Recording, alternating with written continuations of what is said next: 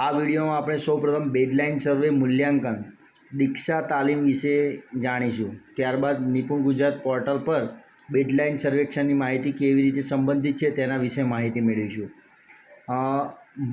મને જે એક તકલીફ પડી છે કોર્સ શોધવામાં એ ના પડે એના માટે આ વિડીયો આપણે વધુ તો બનાવીએ છીએ. તો નિપુણ ગુજરાત અભિયાન અંતર્ગત બેડલાઇન સર્વે આપણે જે દીક્ષા એપ પર ઉપલબ્ધ કરવામાં આવી છે, પણ અહીંયા મોટો પ્રોબ્લેમ એ થાય છે કે આ દીક્ષા એપ બે છે, દીક્ષા એપ અને દીક્ષા એપ કોર્સ. એટલે આપણે જે છે એ કોર્સમાંથી આપણો જે કોર્સ ક્લિયર કરવાનો છે નિપુણ ગુજરાતનો, એ દીક્ષા એપ દીક્ષા કોર્સમાંથી કરવાનો છે. હું એનું તમને અહીંયા બતાવી દઉં. દીક્ષા મેં ઓલરેડી પ્લે સ્ટોરથી ડાઉનલોડ કરેલી છે. આ નોર્મલ દીક્ષા છે અને આ દીક્ષા કોર્સ છે. તો આપણે દીક્ષા એપમાં કોર્સ બતાવશે નહીં, આપણે દીક્ષા કોર્સ પર ક્લિક કરીએ. દીક્ષા કોર્સમાં આ રીતનો એનો આવી જશે વેલકમ ટુ કરીને. એમાં આપણે ગુજરાત રાજ્ય સિલેક્ટ કરવાનું રહેશે ઉપર પ્રોફાઇલ સેટ કરતી વખતે. એટલે એમાં ગુજરાત સિલેક્ટ કરશું એટલે મેં ઓલરેડી આ ગુજરાત બેડલાઇન સર્વેનું કોર્સ કરી દીધું છે, એટલે સ્ટાર્ટ કર્યો છે. તો એમાં તમે આ લેસન છે આ 1 by 1 ખોલશો એટલે આખું એનું આવી જશે.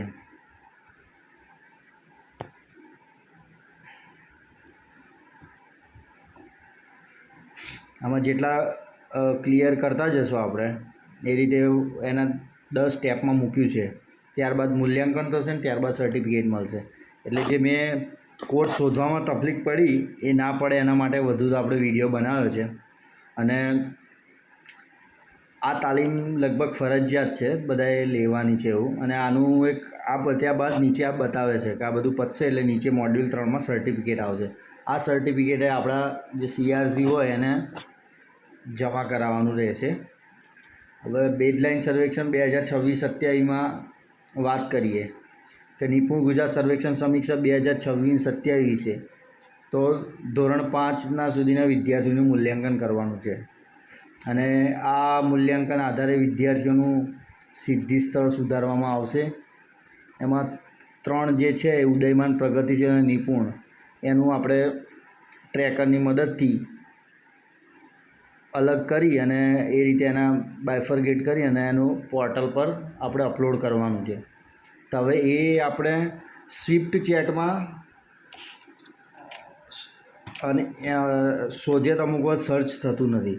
તો એના લીધે હું જે એક ડિસ્ક્રિપ્શનમાં લિંક આપીશ, એ લિંક પરથી ડાયરેક્ટ તમે સર્ચ કરશો એટલે સીધું તમારું એમાં સ્વિફ્ટ ચેટમાં ખુલી જશે નિપુણ ગુજરાત કરી. આમાં શરૂ કરશો એટલે એમાં આપણે શિક્ષક આપણો જે કોડ હોય એ એન્ટર કરીશું. શિક્ષક કોડ એન્ટર કર્યા બાદ આખું એમાં ઉદયમાનને બધું બતાવવાનું આવશે. અહીંયા શિક્ષક આઈડી આપણે કરીએ છીએ.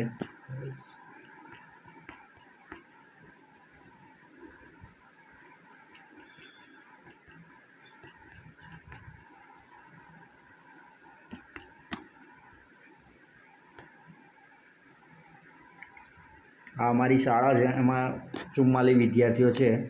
હાલ આપણે ગમે તે એક બાળકનું લઈએ બાકી સમીક્ષાઓમાં, બરાબર છે.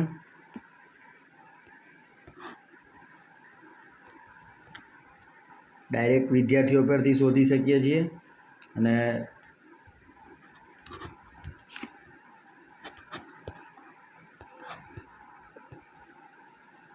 આ નીચે ધોરણ ખુલશે એટલે સમજો કે આ બાલવાટિકા છે, તો આ કમ્પ્લીટેડ છે એના તમને ખાલી બતાવી દઉં છું જે કરેલું છે. એમાં ઉદયમાન, પ્રગતિશીલ અને નિપુણ 3 છે. એમાંથી આપણે જે લાગુ પડતું હોય એ સિલેક્ટ કરવાનું છે. આ ગુજરાતી માટે છે, સેમ ટુ સેમ ગણિત માટેનું જે લાગુ પડતું હોય ટીક કરવાનું છે અને બાદમાં અપડેટ કરી દેવાનું છે. એટલે આ વસ્તુ જે છે આવું દરેક વિદ્યાર્થીનું અપલોડ કરવાનું રહેશે. અપલોડ થઈ જાય બાદ આ કામગીરી આપણી પૂરી થશે. તો અને આ બીજું એક કે આમાં ખાસ ધ્યાનમાં રાખવાની બાબત એ છે કે આ કામગીરી નિયત સમય મર્યાદામાં પૂર્ણ કરવાની છે. કારણ કે 13 અને 14 તારીખે આનું બાહ્ય મૂલ્યાંકન કરવાનું આવશે.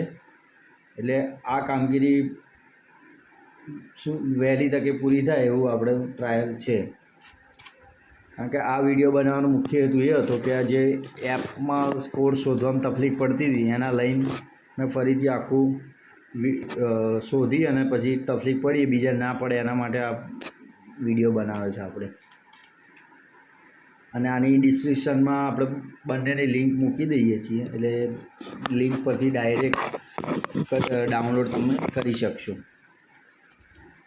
તો આ વિડીયોમાં આપણે દીક્ષા પરની બેઝલાઇન સર્વે તાલીમથી લઈને નિપુણ ગુજરાત પોર્ટલ પરની અપડેટ કરવાની કામગીરી સુધી માહિતી મેળવી.